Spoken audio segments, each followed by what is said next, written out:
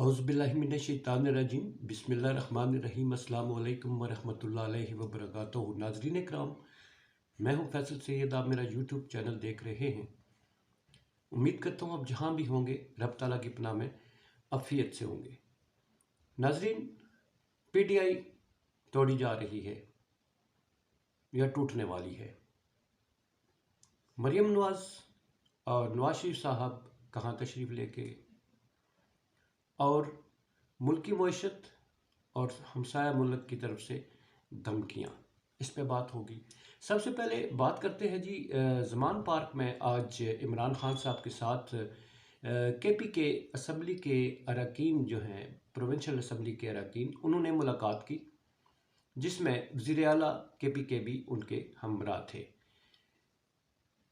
KP के ये मेंबरान जो हैं इजलास में, उन्होंने इमरान खान साहब को बहुत ही क्लियरली बताया कि उन पर शदीद दबाव है, उन्हें नामालूम कॉल्स आ रही हैं और उन्हें कहा जा रहा है कि आप पीटीआई को छोड़ दें।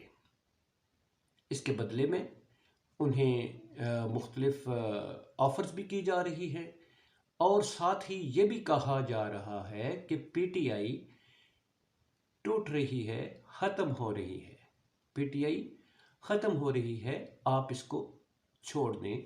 इमरान खान साहब के गोश गुजार, उन्होंने अगरचे ये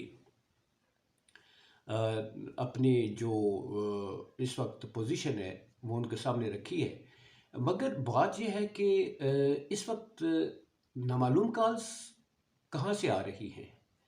इमरान खान साहब ने अगरचे उनको ये कह दिया है कि आप फिक्र नहीं करें, सब ठीक हो जाएगा। सब ठीक हो जाएगा मतलब इसका ये है कि इस वक्त ठीक नहीं है, ये ठीक हो जाएगा। पीटीआई को तोड़ने के पीछे कौन है और कॉल्स किस तरह से आ रही हैं, इस हुकूमत की तरफ से अगर वो देखा जाए इनकी संजीदगी को इंतखाबात को, तो वो हर सूरत में पोस्टपोन करना चाहते हैं। पोस्टपोन क्या करना चाहते हैं, वो तो उसे आगे ले जाना चाहते हैं, मगर मुल्क की मईशत इस वक्त इस नाजुक सूरत हाल में है कि इसमें इलेक्शंस को अगर डिले करते हैं तो बहुत सारे और मसाइल सर उठा लेंगे। इस वक्त मईशत का हाल ये है कि जो इनकी सलामती कमेटी की जो मीटिंग हुई है, उसमें इसहाक डार साहब ने जो रोड मैप दिया है मईशत को संभालने के लिए, अगर उस पर अमल किया जाता है तो अगले 6 माह में वो तबाही फिरेगी कि कुछ सोच भी नहीं सकता। इसमें चूँकि आईएमएफ को राज़ी करना है और आईएमएफ की शराइत को पूरा करना है, तो उस पर उसके मुताबिक जो रोड मैप तश्कील दिया गया है, पेट्रोल, गैस, बिजली की कीमतें, अगर उन पर उस परसेंटेज के हिसाब से इजाफ़ा किया जाता है, अगरचे इजाफ़ा मरहलावार होगा, मगर महंगाई का तूफ़ान ऐसा आएगा कि लोगों की इस वक्त जो चीखें तो निकल रही हैं, लोग तड़प उठेंगे, मरेंगे, इसलिए कि खाने पीने की चीज़ें इस वक्त आपको जो मिलती हैं, अगर आप बाज़ार जाएं तो आपको बखूबी अंदाज़ा हो जाता है। तो ऐसे में पीटीआई को तोड़ने की बातें और उसको रास्ते से हटाने की बातें जो हैं, ये बड़ा ही लम्हा फ़िक्रिया है।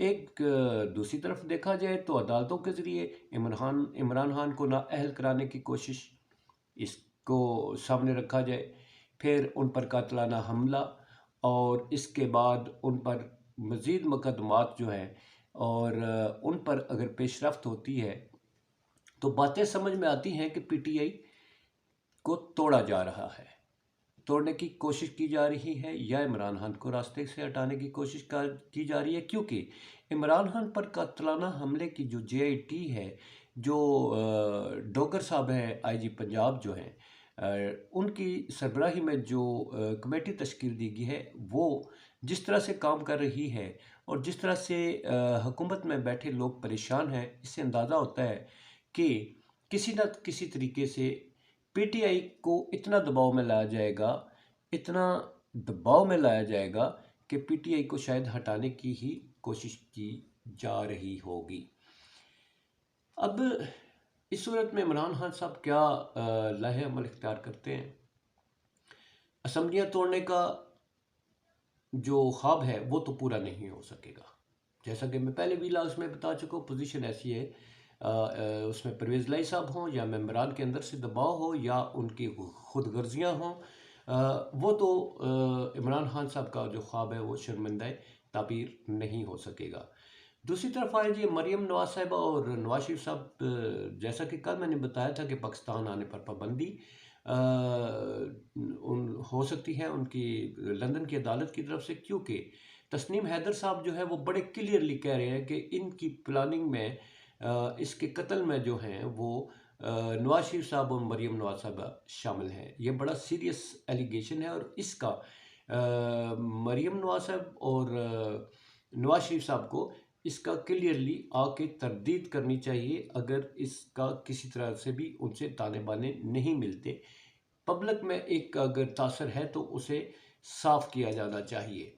वो जेनवा में किस लिए गए हैं? बज़ाहिर तो कहा जा रहा है मरियम साहिबा जो है उन्होंने तो सर्जरी करानी है, मगर नवाज शरीफ साहब जो है उनका बताया किसी अहम दोस्तों से मिलने गए हैं। वल्लाह इल्म ये मुलाकात कैसी होगी और इसके पसे पर्दा जो है वो उनकी क्या सोच है या उनके क्या प्लान हैं, ये चंद दिनों बाद ही पता चल सकेगा। दूसरी तरफ हमारे मुल्क की सलामती, जैसा कि मैं कहता हूँ कि ये सियासी बहरान जो है हमारे मुल्क की इस्तेकाम के लिए भी जहर कातल बन चुका है। अफ़गानिस्तान के डिप्टी प्राइम मिनिस्टर जो है वो अपने ट्वीट में पाकिस्तान को धमकी देते हैं कि अगर हम पर हमला करने की जसारत की तो हम आपका 1971 जैसा हाल करेंगे। मतलब है बहुत बड़ी धमकी है जी। और दूसरे से इंडिया जो है वो अफ़गानिस्तान के साथ पींगे बढ़ा रहा है जी दोस्ती की। आपको पता है इंडिया हमारे लिए ऐसे मौके की तलाश में होता है पाकिस्तान को नुकसान पहुंचाने की। अगर पस मंज़र में देखा जाए तो 1971 में क्या हुआ था।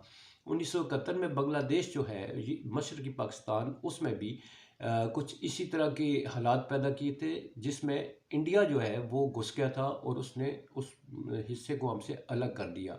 अब अफ़गानिस्तान जो है वो जो ड्यूरेंट लाइन है उस पर भी वो खाने के चक्कर में वो कहते हैं कि ये जो सूबा सरहद है ये हमारा हिस्सा है। बलूचिस्तान पर वो अपना दावा करते हैं और हालात ऐसे पैदा किए जा रहे हैं जिसमें इंडिया का अफ़गानिस्तान के करीब होना हमारे लिए किसी खतरे से कम नहीं। सियासी लोग शायद उनको अपने मुल्क से दिलचस्पी नहीं होगी और वो इसको इतनी गहराई से नहीं देखते होंगे, मगर इंडिया में एक शोर शराबा इसी बयान को लेकर बर्पा होगा। और 1971 ईस्वी को हमारी जो उसमें ईस्ट पाकिस्तान को हमसे अलग किया गया था, उसको लेकर जो वहाँ तबसरे होंगे, ये हमारे लिए बायस तशवीश होना चाहिए। हमारी आंखें खुल जानी चाहिए और ये इक़्तिदार की जंग में मुलव्वस लोग जो हैं इन्हें पाकिस्तान का सोचते हुए इंतखाबात जो हैं वो मुकर्रर वक्त पर करा देने चाहिए, कबल अज़ वक्त करा देना चाहिए।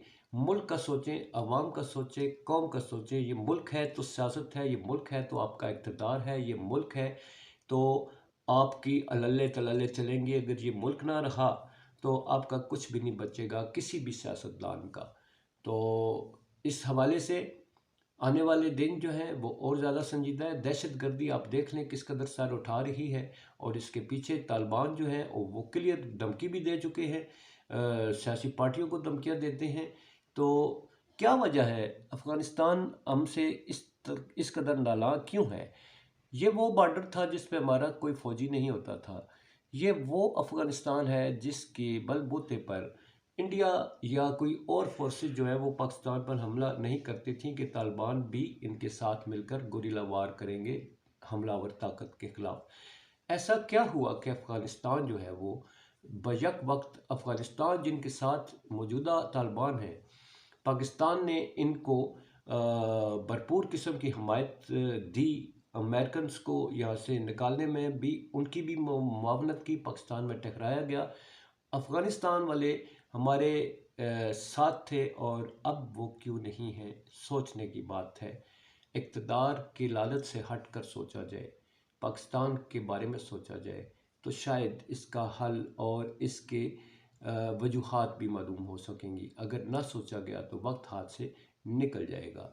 इसी के साथ इजाज़त चाहूँगा जी। अपना बहुत सारा ख्याल रखिए। पाकिस्तान जिंदाबाद, पाक अफवाज पाइंदाबाद।